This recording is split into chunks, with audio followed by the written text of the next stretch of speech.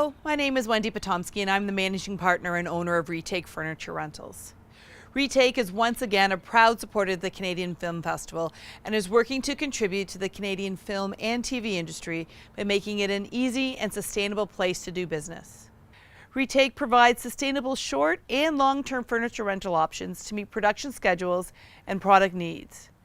Retake also understands the importance of set design and the dynamic nature of the film and TV industry, which is why we created a company to specifically support Canadian filmmakers.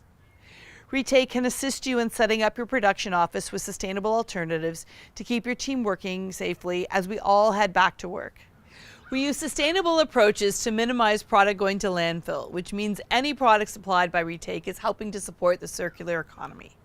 Our in-house upholstery services can tailor our product to meet your set design requirements and match your color schemes.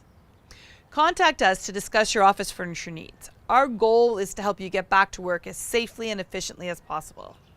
Stay safe, everyone, and enjoy the films and shorts at this year's Canadian Film Festival. Celebrate Canadian filmmakers on Super Channel Fuse with an exclusive homegrown event. I'm ready. Go. The Canadian Film Fest, presented by Super Channel, brings this year's festival into your home for a second year as a virtual experience. Goodbye. Every Thursday, Friday, and Saturday night until April 18th. Enjoy the premieres of indie films and shorts from critically acclaimed and up-and-coming Canadian producers and directors. And this is where the donkey starts talking. Immerse yourself in this inspiring and spirited event, both on air and online, with live Facebook Q&A sessions that follow the films. Makes sense. Start it. Experience the Canadian Film Fest, proudly presented by Super Channel. Hi, everyone. Welcome to the Canadian Film Festival. Thanks for joining us for a Q&A with our filmmakers of the evening. My name is Mark Kishodi. I'm one of the programmers for the festival. And my name is Laura Good. I'm also one of the festival programmers. Thanks for joining us. Tonight's feature film was The Last Villain's Mad Dog and the Butcher, and we're going to be joined by the director in a moment. But before that, we want to talk about the short film that preceded it, Acting Out. And here to join us is the director, Jean-Sébastien Baudouin-Gagnon. Welcome to the festival, Jean-Sébastien. Thanks for joining us. Thanks for having me. So it's a really delightful doc, and it's thinking a lot about, who these young actors are and the kind of grand roles they want to play. Can you tell us a little bit about, just to start off, where did the idea come from? What was the genesis of this project? I went to a Kino Cabaret in Shanghai in 2016. I went there with three friends, filmmakers, and we showed up at the address that we had. And we learned that it's a school, and then we're taken to like a big empty space upstairs, and we don't really know what's going on. There's not a lot of people speak English. They don't seem to know why we're here. And then suddenly you have these bunch of kids, like from 12 to 16, that just come in, and there's a kind of stage, and they go on it, and there's a big, we guess it's a kind of show and tell. They just go on the stage and do some monologues. They do some animal work. Some parts of them are in English when they present themselves, but most of it is in Mandarin. And just this big weird moment where like the four of us are super jet lagged. We don't really know what's going on. It's not how a cabaret is supposed to work. And then we realized that the cabaret is set up in a school, and there's kind of partnership between the cabaret and that school for young talents and actors. And we're supposed to make films with them. And I just focused on that moment where we don't really know what's going on. They're like eager to meet us, but we don't understand each other. And there's kind of mixed feeling, mixed vibe on that moment. And that's where I got the inspiration for the movie, where there's two visions clashing with each other, their hopes and dreams as actors, and there's a documentary part and there's a fiction part, and then I start mashing up like different roles and then inventing a story with it and just making those quick scenes. So that's where I got the inspiration. And the body of the story, or the body of the film structure, is really those first person to camera interviews interspersed with these wonderful whimsical details. How did you settle on the subjects that you did and zero in on them to get these compelling, wonderful interviews and stories? What was that process like? Like the main thing is like just asking them, what's your dream role? Like why do you want to act? and if you get to act someday, what would be your dream role? And then I just like zeroed in on the one that I thought would do the most interesting character. And then after I did the interview, I think I did interviews for 2 days. I just matched them and like took two characters that I think would make a good story, and then we meet up at the location, and then we improvise what would be the scene. I shot it, I think, 4 times each. It was pretty quick, but yeah, I wanted to let it, improvise and go with the flow with them, and not trying to direct too much. That's why most of it is from them, actually. And what would you say, what percentage of those that you actually filmed and interviewed made it into the final film? Oh, all of them. All of them. Wow. Oh yeah.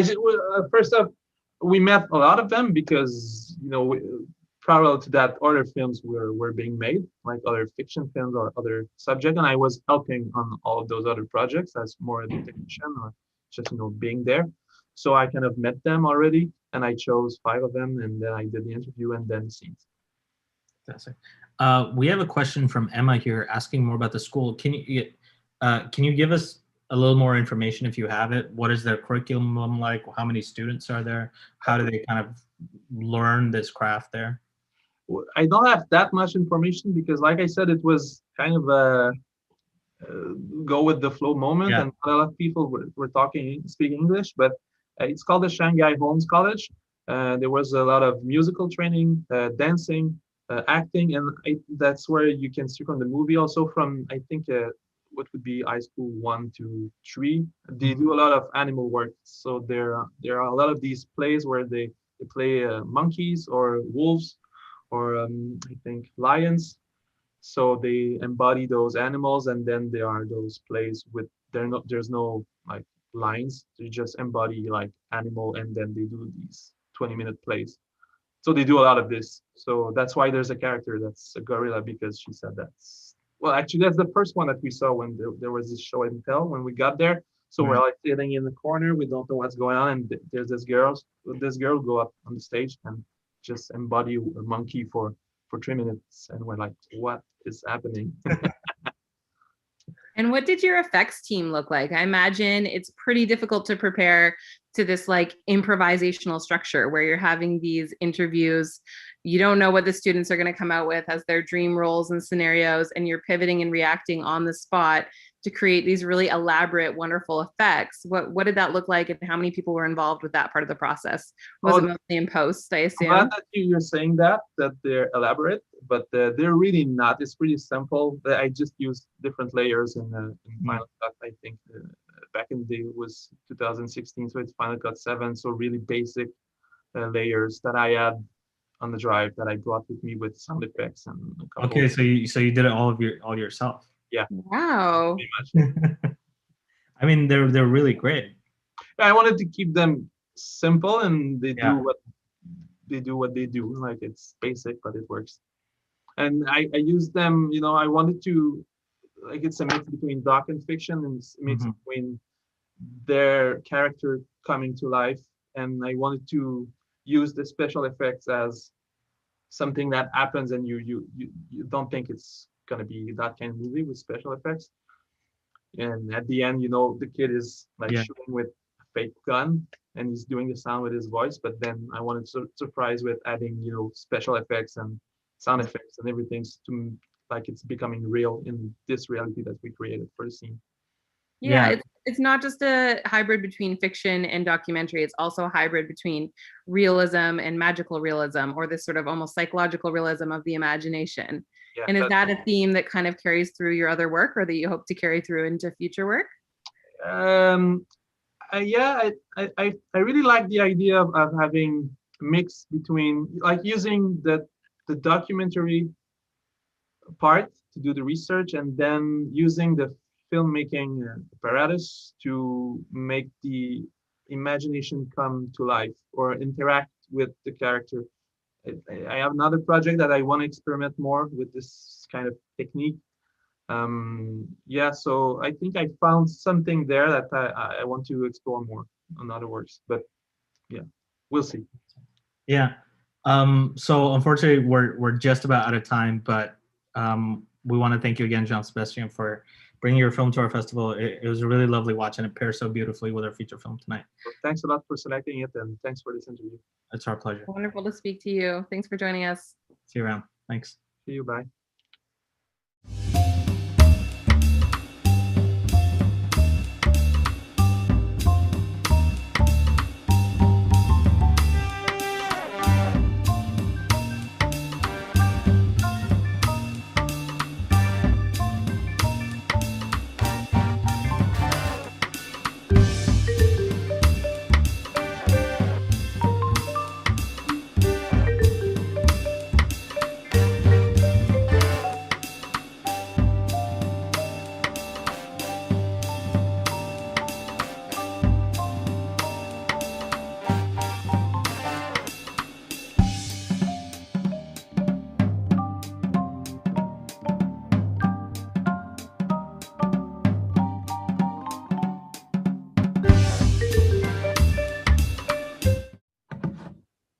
Hello, welcome back to our Q&A to talk about our feature film of the evening. Now we're joined by Thomas Renfrey, the director of The Last Villains, Mad Dog and the Butcher.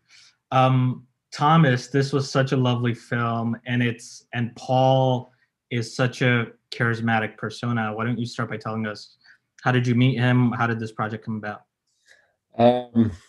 Yeah, Paul is very interesting, and this is one of the main things that made me very interested in making this movie at first. When I met Paul, the way it all happened is our producer Valerie Bissonnette was I was working on another project with her, and she quickly said, between two meetings, she said, well, I might have the rights to tell the stories about the Vachon family. I was not a wrestling fan. I was just I had been doing documentaries about athletes and sports and everything, but I knew that's before I met Paul, and I already knew that there was a lot of potential in the wrestling world. Mm-hmm. Even though I didn't know much about it, I knew that there was a fantastical potential. Something that could go beyond whatever I had done before that was sport related. So, and then we, because I asked the question, I said, well, what can we say about this story of the Vachon? And so she said, well, there's only one of them that is still alive, and he's getting old, and he's been sick, and he's still sick, and we don't know how long he's going to be able to tell the stories for. So I said, well, we have to make an interview right now, as soon as we can, so we can have his versions of all the stories, or their story. So we did that, and that's where I met him, and that's where I fell in love with the character. That's where I knew I was gonna follow him, and I knew then that it was not only gonna be an interview or just a quick thing, I knew it was gonna be something else. And after we finished the first interview, I asked him, I said, can I follow you? Can I go further with this? And he started calling me after that. Thomas, we're doing this. We're going there. Do you want to come? And that was it. It took 4 years. Yeah. Fantastic. It's such an interesting film, because when you say it's about a famous wrestler, you immediately start to think of sports documentaries, and you were talking about how you've done sports documentaries in the past, but it's much less a sports documentary, and it feels much more like a film that's thinking about memory and myth making and family. So can you talk a little bit about, was it always your idea to make a film that's thinking about those things as well, or did it come naturally along the process? It was always my idea to not treat it as a wrestling documentary. Mm-hmm. I wanted to do something that was more universal, if I can say. Mm-hmm. So just by having this goal, everything I was shooting was was related with, you know, Paul's health or Paul's family, or it was always, you know, aiming at those theme.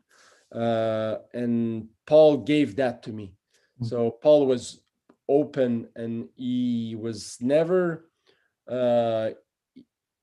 he always answered the question openly, and even giving me more. So I mean, it was it was my intention, but it also came naturally at the end. Yeah.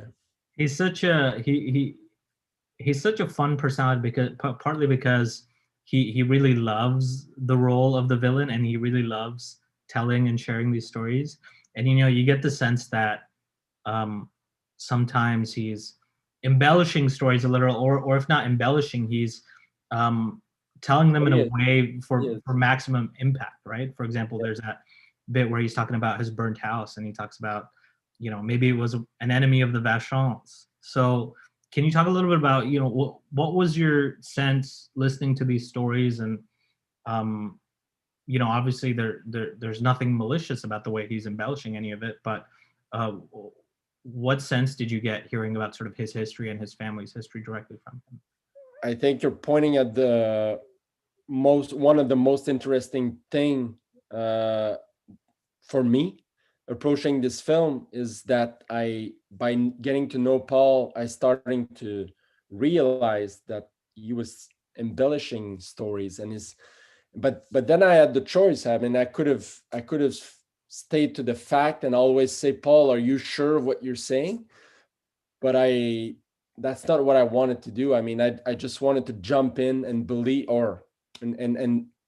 believe almost everything he was saying, or at least go with it. And I think the film is about that too. I mean, it's about, you know, someone who recalls or remembers his life, and sometimes there was a 50,000 people crowd, and at the same match, it was maybe the next day it's 100,000 people, you know, and it would change like that all the time. So I took the chance, we took a decision with Annick Charlebois, who's co-script, to just follow Paul and let him tell us his stories. I'd say the film very much, to me, also, it feels like a character study more than it does like a sports film or like a wrestler film. And I think that you really give him so much room to breathe as a character study, and that is true to who he is as a character, that embellishment, you know. So it's as honest of a portrayal as you can get of who he is as a person and what he's trying to communicate about himself and his life to the world. Yeah, and I think, go ahead. Sorry, go ahead.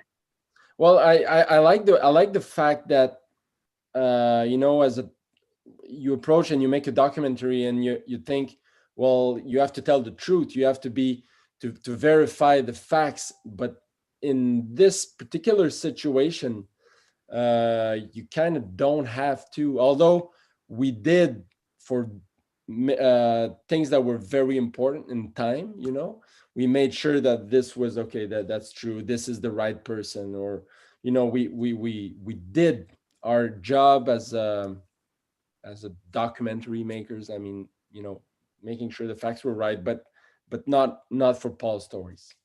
Definitely. And I think one of the reasons you're so successful at that as a filmmaker is sort of the outsider perspective that you were talking about, where you're not a wrestling fan, you're not a part of the fandom coming in, you're not as familiar with all of those nuances, you're just approaching it as a human piece of storytelling. Would you agree that that sort of distance gave you some unique insight? And did that change at all over the 4 years that you spent getting to know this man so well? Yeah, absolutely. I agree with that. And it didn't change. I mean, what changed is my relation with Paul. I mean, we got closer. I got to know him. I also started to feel that he was at the end starting to tell the same stories all the time, because that's the stories he remembers. So at one point it was hard to get other things. So I had to work harder. it's not that I wanted stories, or because it was more like watching him live than having him telling us stories at although at one point in the editing room you have to make choices, and but filming on when I was filming, the more I was filming, the more I got to know him, and the more and the closer and the more he had the sense of what I wanted to do. He's been in the show business his whole life, so to him he figured it out and it worked. I mean, he would do sometimes, in documentary filmmaking, sometimes you're planning a day of shooting and it's not going the way you think it was going to go, and you have to figure something out. We don't want to waste a day of having the crew with us and everything. So Paul, I would tell him, well, what do you think if we go there instead? Or what do you think if we go take a walk, or you take a walk with this person, and you talk, and he was always, yeah, no problem. And he would go on, and it was easy with him. Yeah. Yeah. You talked about choices a little bit, so I think it's a good time to bring in this question from Tim. He's asking, are there any specific stories that you talked about, or any moments that couldn't make it in the film that you can talk about now? Yes, just too many. We had to the editing part of this process was very demanding. Mm-hmm. You have said to you shot over 4 years, right? Yeah, I had a lot of footage. You also have to try to figure out that there was no book. I mean, the book you see in the film does not exist. Mm-hmm. So it's not like we had the book and we just had to, so we had to make this book to help us tell the stories, or the story. And and uh, and then we had to choose from all the small or big stories that Paul was either had written in his book, in his 3 different books, or that he had told me. But to just pick something, I mean, he told us stories like the way when he started wrestling, that there was I mean, he didn't want us to. He wanted a. There was a story where he started wrestling, and the coach was trying to touch him when he was wrestling. He was a young boy, and he told us the story, and he felt, a bit uncomfortable, because it's something that really he had to react, and it's not in Paul's nature. He's such a smooth person, but then he felt that coach was going too far. So that was a very touching story that we could not put in the film for different reason. I mean, it's not because he didn't want us to put it in there. It's just the way it was told, and the elements that we had. It's sad. I mean, sad stories like that, we had a lot. Crazy stories, we had a lot. I mean, we could make a book. We could make another movie with Paul. That's for sure. Yeah. You talked about the book. What makes the film work so well is sort of this format of the book that you're kind of following, where we're going through chapters. Can you talk about when that came in as a structural idea for the film? Was it late? Was it early on? It came early, but it came late too. I mean, early in the process, I had this idea of making this film a book. I mean, in the film, and then we put this idea aside, because you always try to use as less elements as possible. I mean, you're trying to have your film, stand by itself, and it was sort of a goal for me. But the more I was working with Anik, the more I realized that the book was essential to our movie, because we needed to tell other stories that Paul didn't tell us, or that he told us, but it took too much time, or it wasn't at the right spot, it wasn't at the right place, the sound was not good, or different reasons. So by taking control of the story like that, was going to enable us to maneuver from one spot. Like, let's say Paul is in Las Vegas and the next day we're in Alberta. Then I was able to jump from one thing to another much easier. Yeah. Much easily.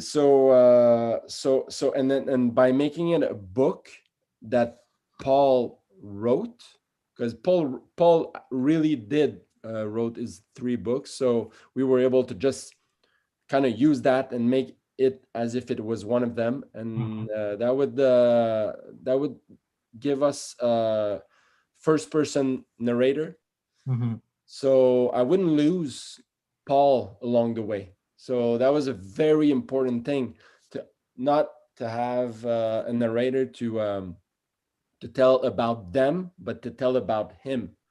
So although it's not Paul who's talking, who's the voiceover or the storyteller at some point in the film, you still, I hope, feel that it's as if it was him. Absolutely. Yeah, and the structure works fantastically. They often say that this story writing process, or the story structure, or the through line in documentary comes in post, whereas in fiction filmmaking, of course, it comes in development. And that actually dovetails really nicely into an audience question we have from Alex on YouTube, which is, how long did it take you to go through the editing process for this film, with all of these factors you're talking about, with the framing structure and 4 years of footage? What was the edit like? And you must have had so much archival footage as well, right? Yeah, that was Exactly. yeah. I go back to Annick Charlebois' work there, because she did amazing work with the archival search. So, but the whole process, it was kind of like a triangle, I would say. We had Annick as a script writer with me, and I had Benoit, who was the editor. So we were 3, and I was kind of in the middle of us, and I was working with Annick for a while, writing and putting the cards on the wall together.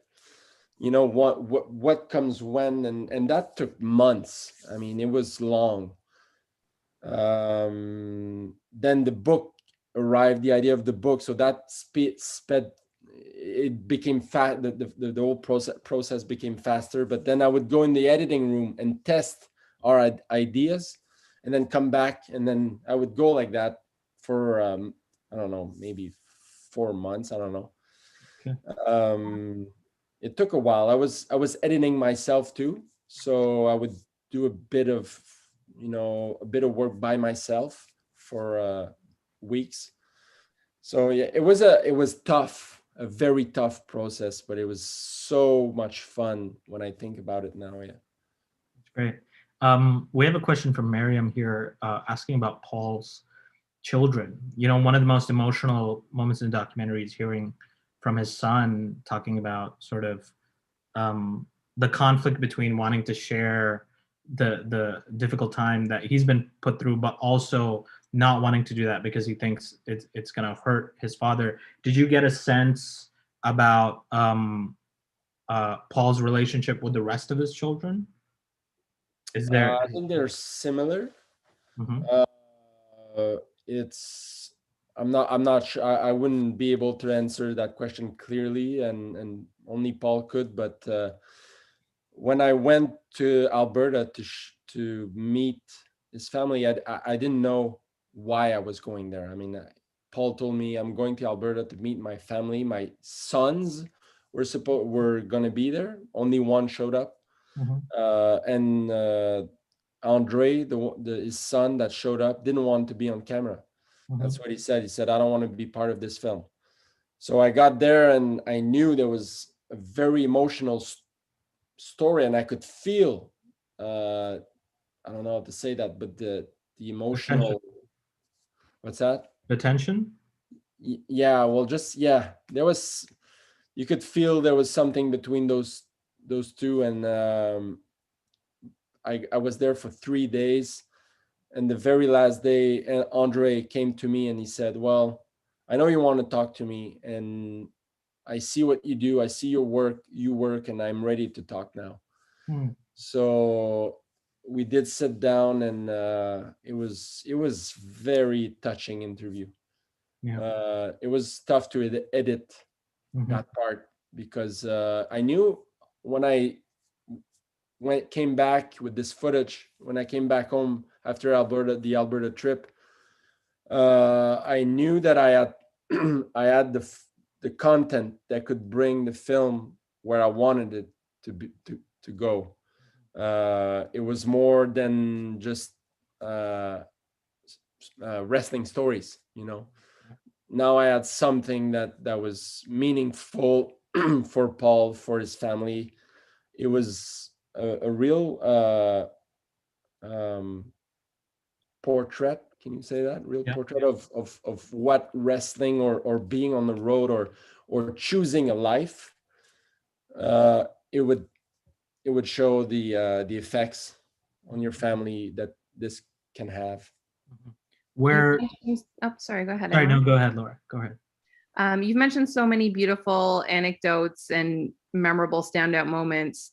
Is there one to you that stands out that you haven't touched on in terms of the experiences you had over 4 years shooting with this gentleman, Paul, and the Vachon family, that you can share with the audience? Well, if you watch the movie, you see that you meet Paul and you get to know him. And what you see on screen is what you get in real life. So every time I would go somewhere, I never knew what was gonna come up. Paul was just full of magic, I would say. Was there one moment though that affected you more than others, either on screen or off? Yeah, I'm trying to think. Well, there's a scene that is not in the movie where I went with Paul, the doctor, to just health check. He had many, you see in the movie that he had many cancers and stuff. So we go to the doctor, and I mean, I'm there and I'm not feeling it. I'm not feeling that this is something that should be in the movie. So we get out of the doctor's office, and I ask Paul, I say, Paul, I'm going back home. I'm not sure this is gonna make it into the movie, but anyway, we don't know. We never know.